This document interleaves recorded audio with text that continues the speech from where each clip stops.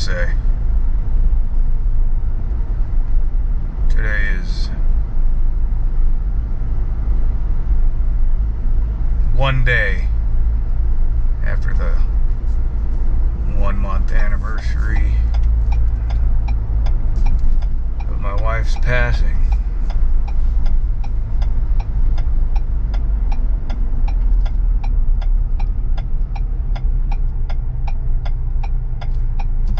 I still don't know what to think.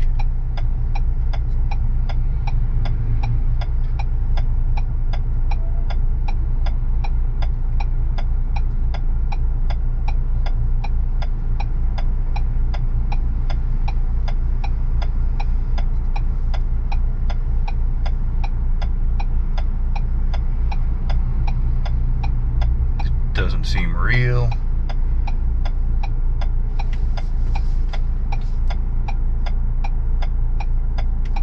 It just doesn't seem like possible. It just doesn't make sense. You know, I'm going through anger, sadness, just shock.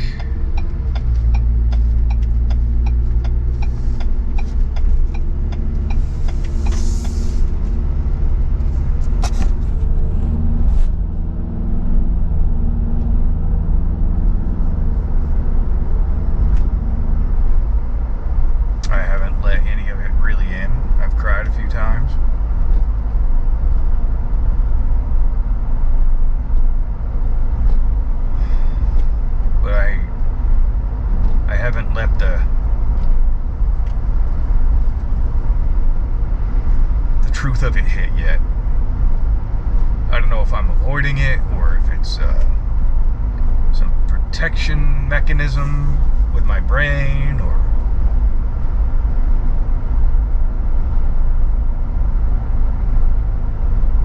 I feel like this kind of grief should be uncontrollable, you know? Like, I expect it to just hit. But I just get little bits here and there, and I try to avoid it, or I don't even know if I'm trying to avoid it. I don't know anything. I'm so freaking confused.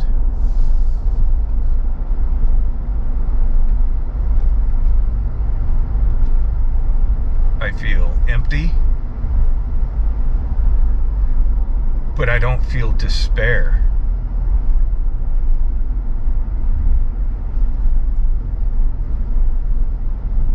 There are times where,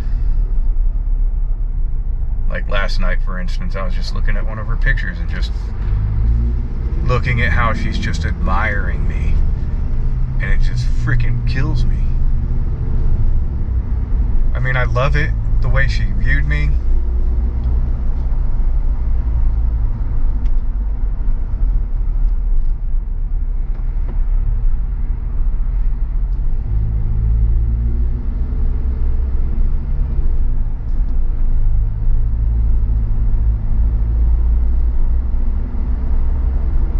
So many thoughts going through my head, and I can't make sense of all of them. I can't articulate a lot of things.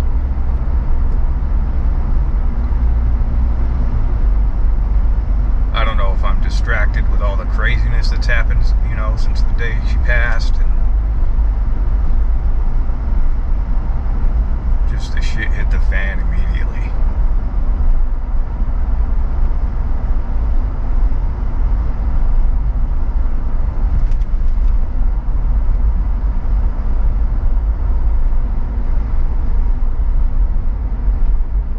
Family members,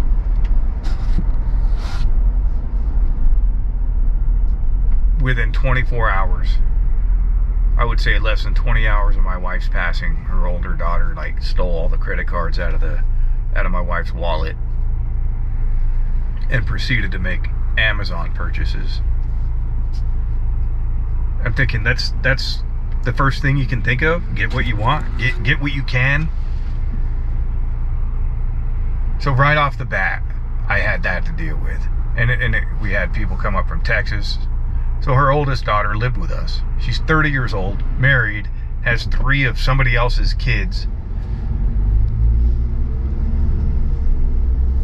And her first thought is to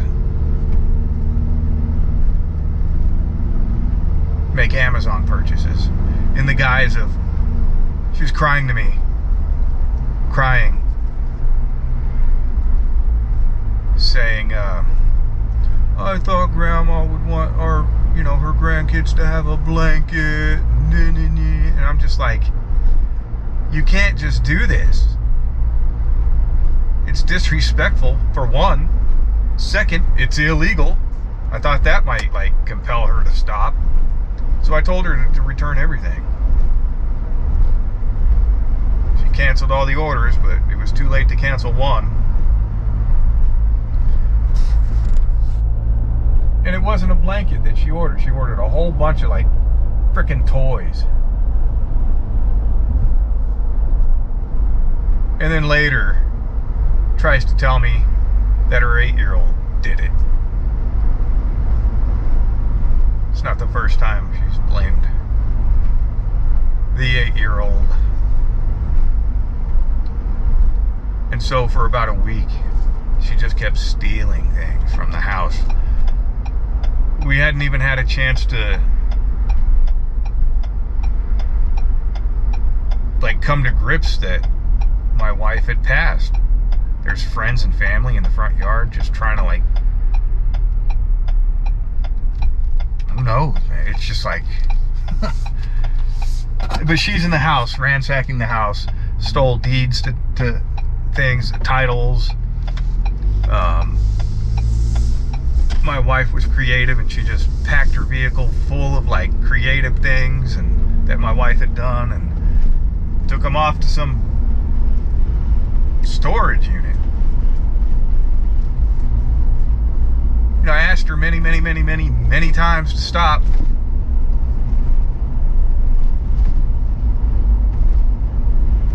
She effectively removed the essence, the spirit of my wife from the house before we could even realize that she's even gone.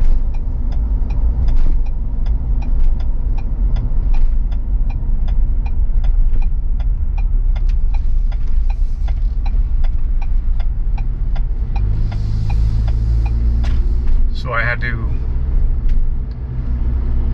call the police regarding the credit cards, and then the police were telling me, well, did she return them? She was forced to. Somebody else confronted her, and she's all, I'll see if I can find them. And she's retrieving them from all different points of the house. One from behind a couch, And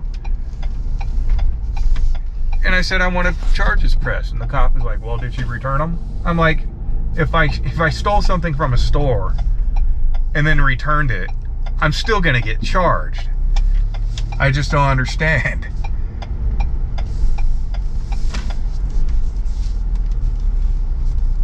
It just doesn't make any sense.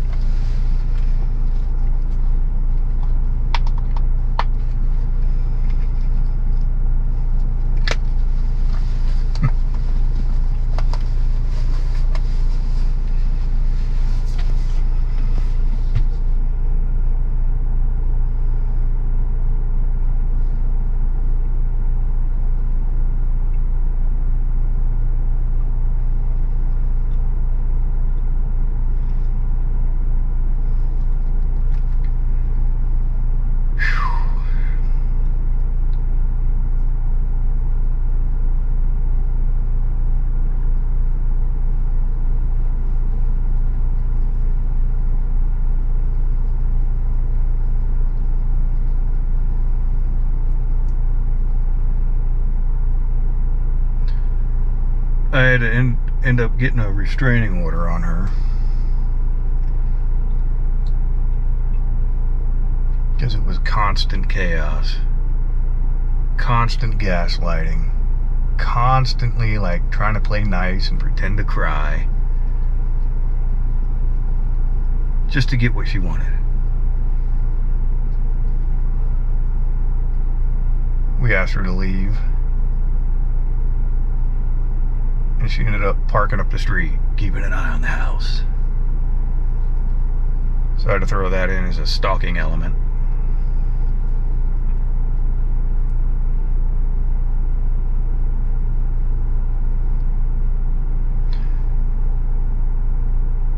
Initially, I was supposed to record this stuff just to vent for myself, but I feel like I'm talking to an audience.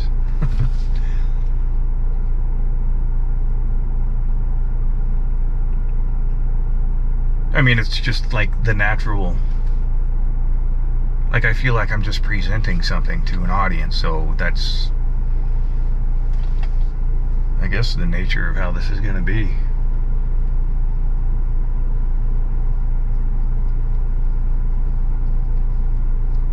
Like a therapeutic sort of expression, I guess. I don't know.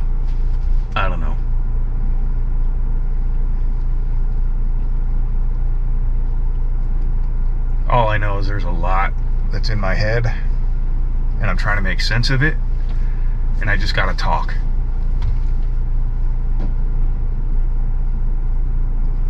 And I wanted to reflect back on these videos in time and kind of track my progress, you know, see if there's like tangible metrics. I don't know. I have no idea.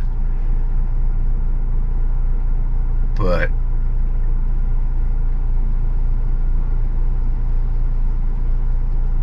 my wife, so we dated 6 years, roughly. You know, I mean, we were friends. We built a friendship over 4 or 5 years. And then last year, I moved in.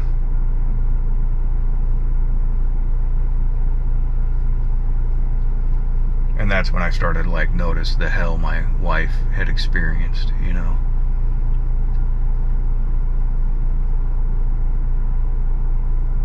Like, I met her in October of 2029, or 19.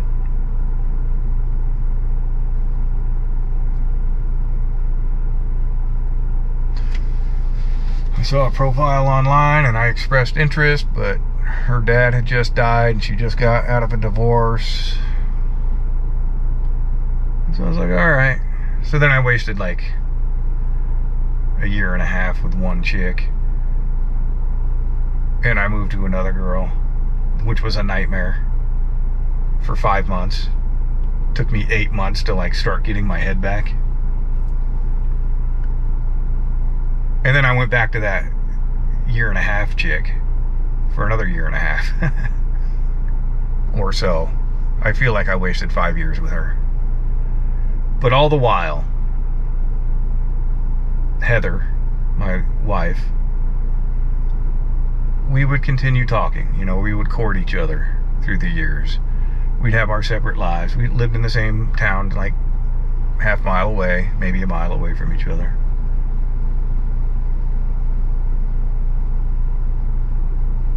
And it just grew, like our relationship, our friendship grew just simply.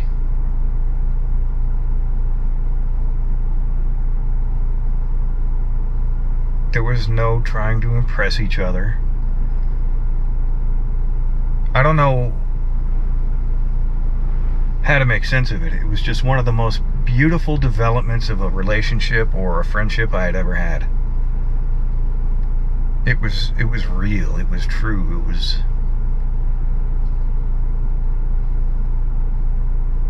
certainly unique. And we cherished that. We nurtured it. We didn't try to force it into something that it wasn't. We just rolled with it. And what came from that was the most satisfying relationship I had ever had with anybody. And she expressed the same sentiment.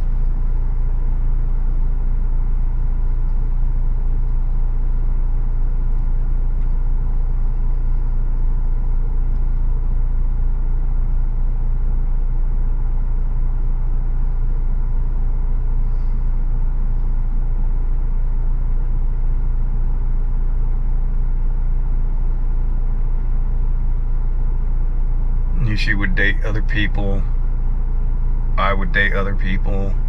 We were never single at the same time. But we knew we wanted to be together. We knew it was inevitable. We just felt it. It wasn't expressed. We didn't, we tried dating in 2021, but a dear friend of mine had passed away, and I had a difficult time dealing with that. And so we kind of halted our relationship. And I'm glad we did, because it gave us the space to explore what we really wanted out of a relationship in the future. Like, ultimately, like, we still had some processes. We still had some experiences that we not at the time realized that we needed. But looking back, it just, like, everything worked out perfectly.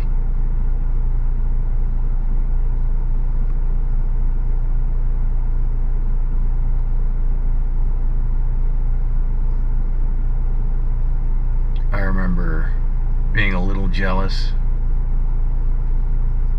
a little angry because we had broken up, or we had to. I don't know if I was more disappointed or angry with myself for not being able to handle the stress I was going through, being the man, being a man in a relationship. I still wasn't, I guess, fully mature. I don't know. I'm just grasping at straws, trying to articulate my thoughts,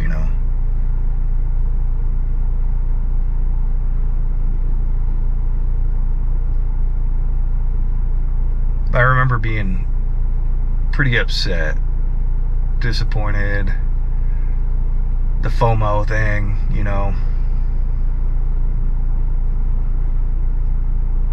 And so I was angry with myself, so I just wanted to shock myself out of it. And so I decided to go skydiving.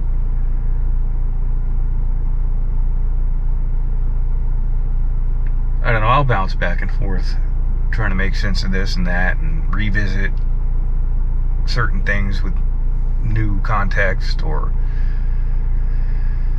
try to explain things better. But I was pretty upset. We had a really nice, calm engagement with each other initially when we dated, finally, in 2021. And I just couldn't stand the thought of her dating somebody else at that point, which is not mature.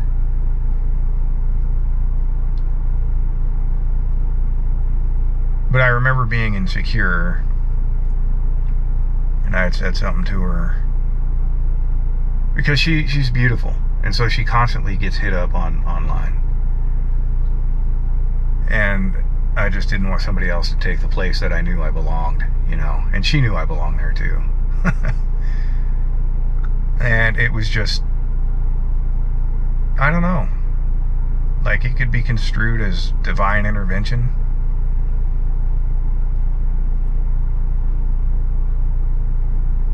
But I wanted to, like, talk to her so bad, but I pissed her off. Like, she was always on her phone, but she wasn't, like, flirting with dudes, I never asked to look at her phone. I'm not like that. I never, like, looked over her shoulder, none of that. But she had a presence like a very serious, just a presence that attracted people to her. And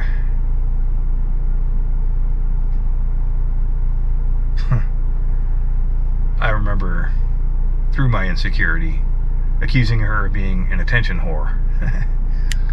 And it couldn't have been further from the truth. But again, that's my insecurity, right? And I projected that onto her. And she's all, F you.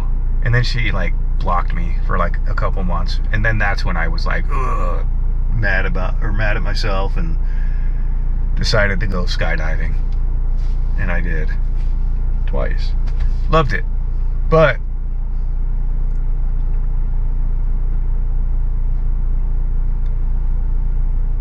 I was looking on YouTube on, how to get your ex back kind of thing, and I stumbled upon some series of videos from some guy. And he was like, I know it seems like counterintuitive and it goes against everything you feel, but do not contact her. And it was difficult, but I decided, I wanted to be with the lady again. And I followed through to the T. And a month maybe went by and she unblocked me. So I was thinking, progress. I'm still not gonna text. I'm still not gonna like anything. I'm not gonna like anything on Facebook or anything like that.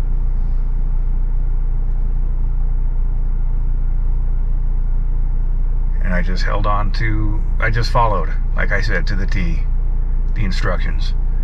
They're like, do not contact her. So I was like, okay. And then I seen, because we had gone up to Estes Park in Colorado, and we went to the Stanley Hotel, and as we were pulling up, like there were all these moose or elk in the road, and she hung out my vehicle and filmed them, and she put that on Facebook after, like right after, at the time basically, that we experienced that. So it had happened a couple months before she unblocked me. And she posted that video again and saying, what a great day. And a part of me realized that she wants me to like it. But the rule was no contact. And so I held firm on that, I just didn't, even though I wanted to.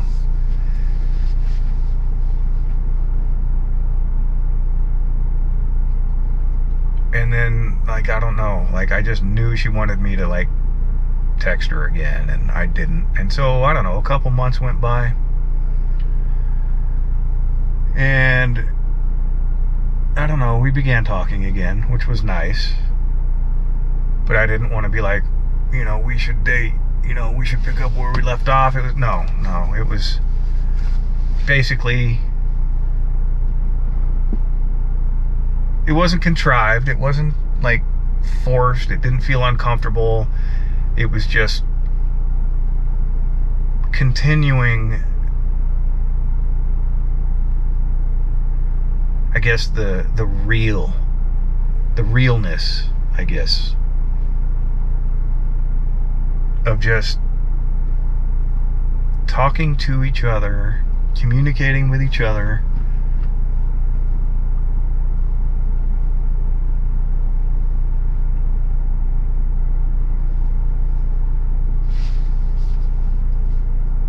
Just to each other, just to, like, when I would speak or text to her, I would, like, I don't know how to explain it, but it was,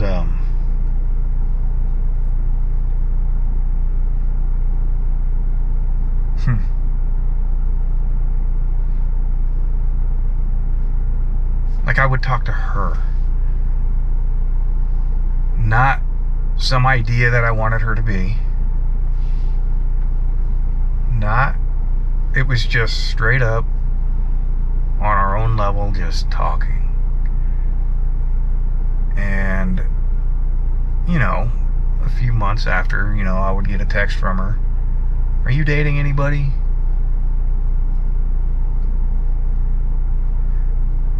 And of course I say, there's always room for one more, but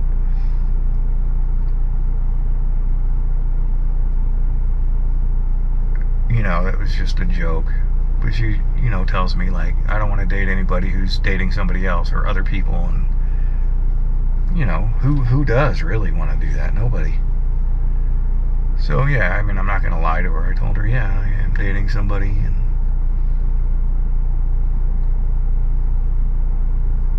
so, but we continued talking. We continued texting and just being, I don't know how to explain it. I wish I could. But it was beautiful.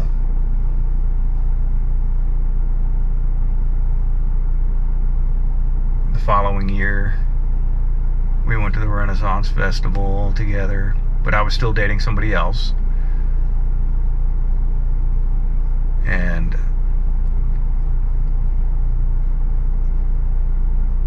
she had remarked, I believe to her daughter or somebody, or no, to me, I think later on, she was like, because she thought, like I wasn't with somebody, I guess, but I never told her I wasn't. I just naturally assumed since the last time we talked about me dating somebody that, I'm still dating somebody,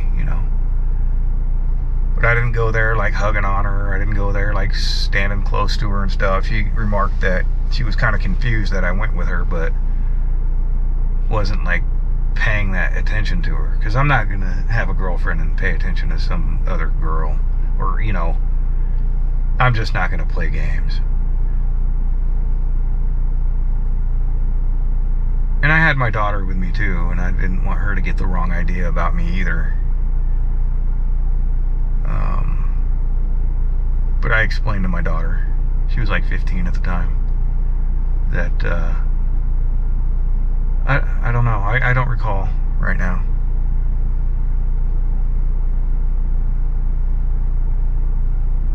But 2023, we were talking still, and she went to Sturgis in 2024. I had broken up with my girlfriend finally. I had just had enough. And my lady was in Sturgis, and she had a miserable time of it. But she would text me, and she was like wanting to date like bad. And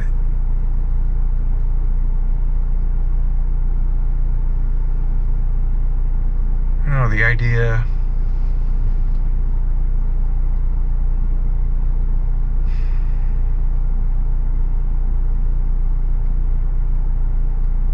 of living together came up. She wanted to like bookmark me, I guess. Because she was going to Sturgis, I was not.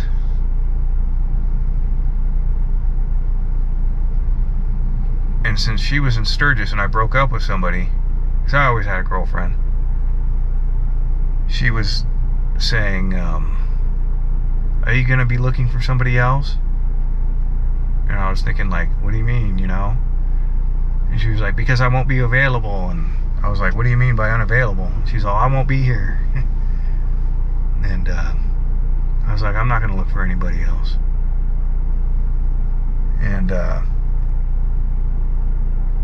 she texted me. She goes, when I get home, I want you to come over, and spend the night. And I said, well, if you feel that way Sunday. This is last year, a year ago. I said, if you still feel that way on Sunday, text me. And she got home and she says, I really want you to come over tonight. And I was like, okay. And I went over and I basically moved in. But our text continued,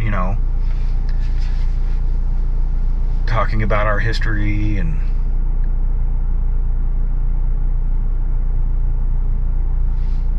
she's a respiratory therapist for 23 years now. She worked night shift. I work the oil field, and I work night shift as well. But I've been on work comp for a couple years now, and it sucks. So I've been on the day shift. So she would come home, get in bed, I would get up.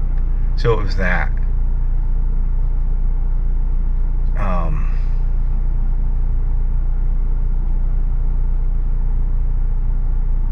But I said, maybe one day, soon we'll get back on the same schedule. And she really liked the idea, and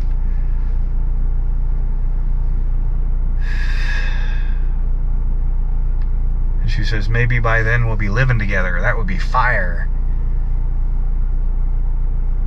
I was like, you really like me that much? She's all, no. Just saying. But,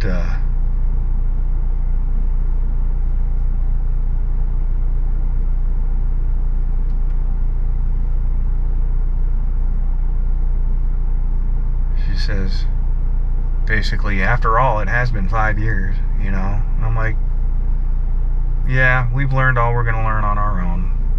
Let's go ahead and plan the rest of our lives out. And she loved that idea. And so that Sunday, basically I went over to her house, and every day I went to her house for a week or two, and then just moved in. And her oldest daughter had a problem with that. She was cool at first. I don't have a problem with that. But she didn't realize that I brought my wife's strength. Her eldest daughter moved in 5 years prior and would disrespect the house. It was a mess all the time. It was noisy. It was cluttered. Not when I was over there visiting, but after I moved in, I started to see the reality of it. And I just started looking at my wife. And I was like, who lives like this? Who lives like this? And so her eyes started to open to it. Her daughter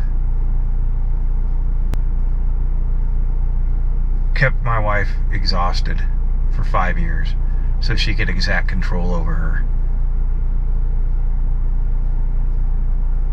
My wife thought that she could open her house to her kids, and the kids would take advantage of it and do something with their life. She didn't. She ended up quitting her job, her daughter, and just decided she's going to smoke pot and play video games all day and pretend to be a caretaker for her wife's children. And instead of raising these children properly, I would hear a lot of bragging on the phone about how much money she could get for each child. And now she's acquired 3 from her wife, who she had convinced to go have kids with these other dudes and keep them out of their lives. But still tell them, oh yeah, we're going to get back together, but I need you to pay money so I can support your kids. And so she'd get $600 a month from her wife. And keep them at arm's length. And then also going through CPS to get more money for each kid. And telling CPS what a bad mother the other mother is.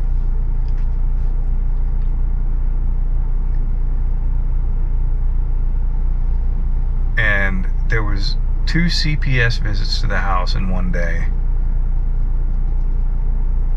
And she was so elated. She got to tell them her version of everything.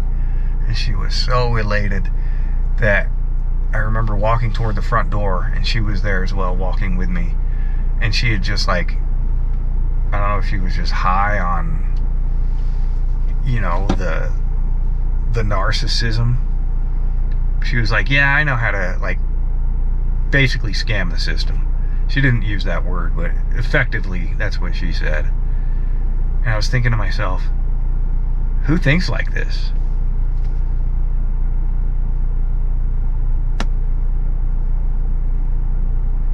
every time I take out the trash, we have those plastic bins, of course, wheel them out to the road, and they were always full, like stacked fucking full.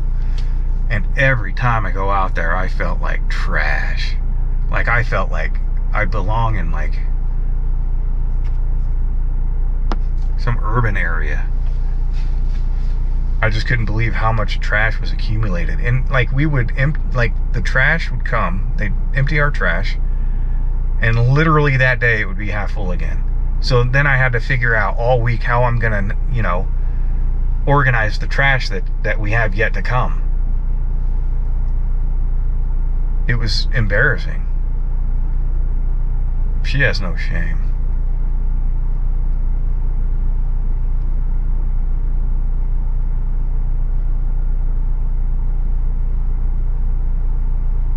But I had to get rid of her. She kept stealing stuff. Like, I took pictures and video of the entire house and everything it contained after she had already stole a whole bunch of stuff.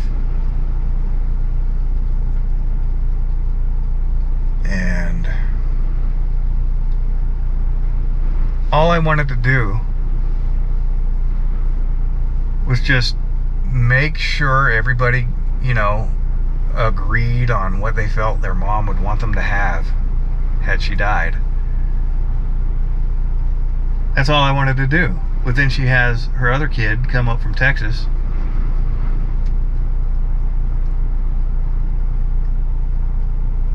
And that was a 10-hour trip, I think, for them. And Maddie, her son that came up from Texas, told me, I don't know, it was like 2 or 3 in the morning, I guess. He started getting all these alerts on his phone. Ding, ding, ding. He said they were all Amazon purchases. I was like, what? And so I confronted her immediately and told her, you need to cancel all of them. After my wife passed, I hadn't slept for 40 hours. I didn't eat for 4 days. And within 24 hours, I had these people from Texas up here too. Breezy is stealing everything she could get her hands on. Her wife's there. Then I had 2 people from Texas come up, and I'm laying in the bed just like in shock. In shock. And I hear the garage door open. I'm like, okay, that is what it is. But then I hear my wife's new Bronco, the horn. So I get right out of bed and I go downstairs. I'm like, what the hell? I go into the garage and my wife's Harley is uncovered. It's been stripped of the guardian bell and a braid that my wife had from her dad who had passed away on the handlebar. That was gone. Bike's uncovered. And initially, I just don't know what to think about any of it. I'm just not thinking about how selfish they're acting. Until I go, I get the Bronco key, I enter the house and I put it on a hook. And I walk out to the living room. And I don't know how it came about. I can't remember the sequence exactly, but at one point I remember inquiring about my wife's Harley key. And Breezy had said, Maddie has it. So I go out front. I go, I need the Harley key. Because they're talking about getting a trailer to come up and pick up her Harley.